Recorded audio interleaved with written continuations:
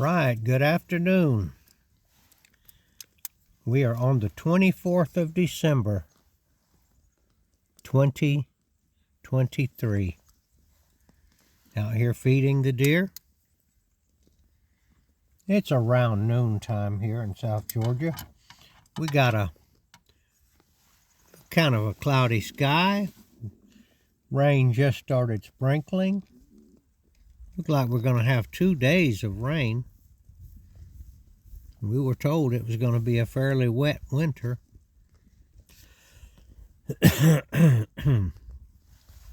If it doesn't rain in the next hour, I'm going to try to shoot my bow, my new blacktail Sitka bow.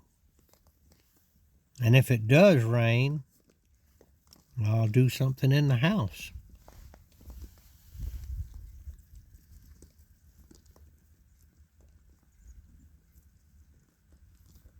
All the deer are looking nice out here. They're having a good life. I guess all the females are all pregnant by now.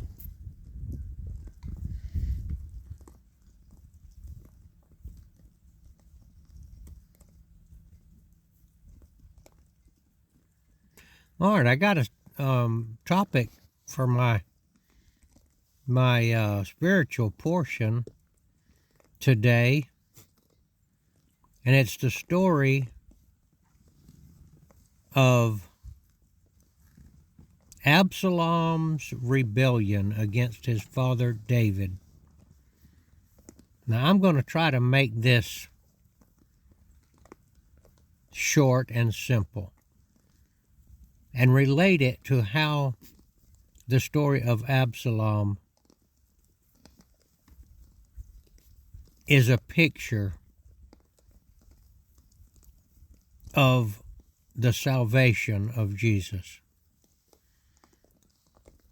The story is in the Bible. You can find it. You should read it. It's a very interesting story. But I'm just going to hit the high points.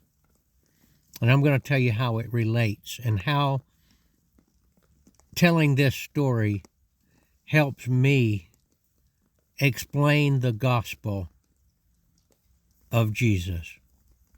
Okay, Absalom was David's son, King David. He was apparently extremely handsome, and he was noted for his beautiful hair.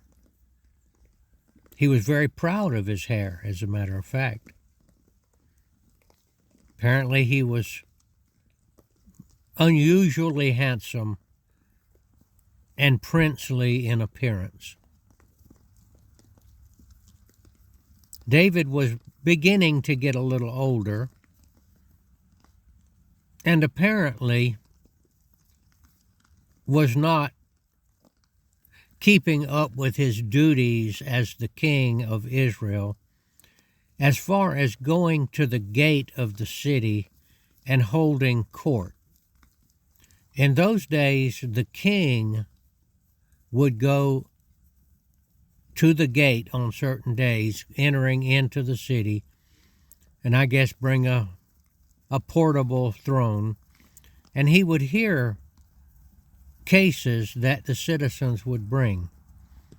2 guys had a beef, some dispute. They would come there, and both of them would give their side of the story, and the king would decide who was right and who was wrong and make a ruling on it. Now, apparently Absalom became aware. Absalom was proud and really wanted to be king. And so he started showing up at the gate of the city, knowing apparently that David was not there when he should have been there. In other words, he wasn't taking care of business. And Absalom apparently was quite a politician, and basically told the people, "My father's not here. I'll be here and and make these judgments in his absence. And the people liked Absalom. He had quite an appearance, and apparently he was well spoken. And he began to be, people began to take notice and say, hey, this guy here is really, really good, you know. Maybe he would be a better king than his father. And time rocked on, and Absalom decided to rebel. And so he got quite a following and got quite a few armed men. And then he actually rebelled against his father and decided he was going to take over. And so his army attacked Jerusalem and caused his father and his men to have to flee the city. And they did. They fled the city, and the population of Jerusalem left and basically left it to Absalom. And Absalom went there with his men and essentially claimed that he was king because David left. One of the things that Absalom did was he went actually into King David's harem, or his house of concubines, and went in, and, you know, in front of the people, they saw him. Look, he really is the king. He's going in and he's claimed these concubines as his own. And apparently he went in there and had conjugal relations with David's house of women. So David had his band of men, and they kind of got themselves together, and a few days later they had a battle between Absalom's men and David's men. And David told his captain, the one that was commanding his troops, if you catch my son Absalom, don't kill him. He just couldn't bear to think that his son was going to be killed, even though he rebelled against his father. So the battle ensued, and Absalom's men were being defeated, and Absalom was fleeing on his mule, and his long hair got tangled up in the forest in an oak tree or some kind of a tree with low-hanging branches, and it snatched him off of his mule, and he was hanging there, unable to get down. And David's captain found out where he was hanging and came up and killed him, even though David had told them to spare his life. And apparently there were quite a few other men with the captain, David's captain, and they stuck him. They killed him real thoroughly. They ran him through with spears, and they buried him there and put a big rock over him. Well, David retained his kingdom, but of course he was devastated and grieved that his son had died. Okay, now how does that relate to the gospel? All right, what did Absalom do wrong, and how does that give us a clue as to how we're doing wrong and how we're not saved by Jesus, because we're doing the same thing that Absalom did? All right, Absalom sat in the gate where the king was supposed to sit and judged the people. All right, that would be analogous to us saying that we are the king, sitting in the gate and judging others. God would be, in this story, the king, King David. Well, God is the king, and God sits in the gate and will ultimately judge the world. So when we judge others, we are like Absalom. We are proud.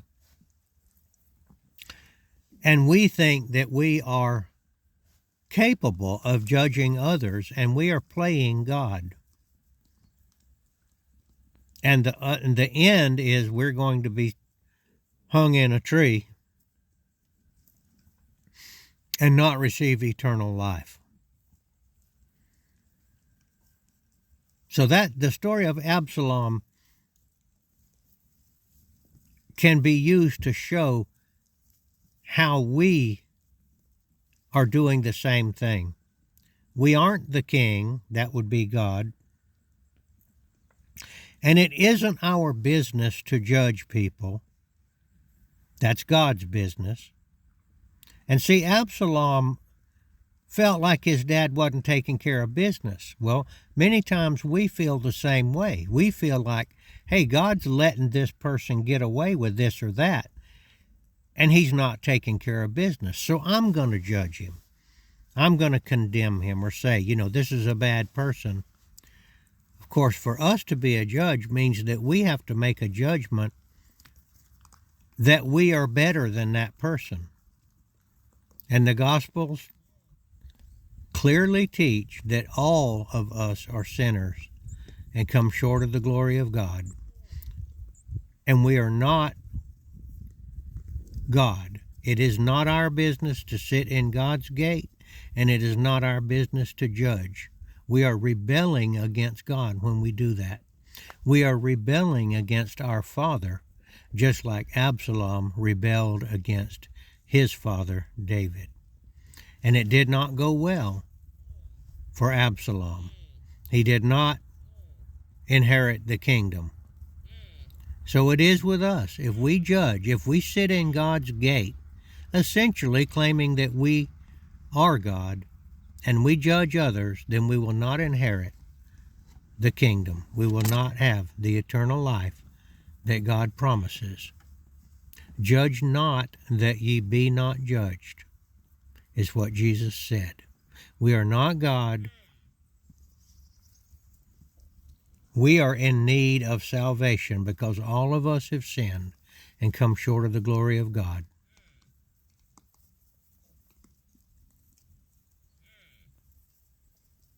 All right, that's the analogy from the story of Absalom. Now, if you want to enjoy some good reading, read the story of Absalom. Now, there's an awful lot of names in there about the different players, the different people that were in the story, and that'll kind of throw you off, but, the names are not that important except the major players. I hope that story helped you understand the gospel. It is we that are in need of salvation, and it is not our business to judge other people. We are not God. All right. This is Gardner Israel, signing off.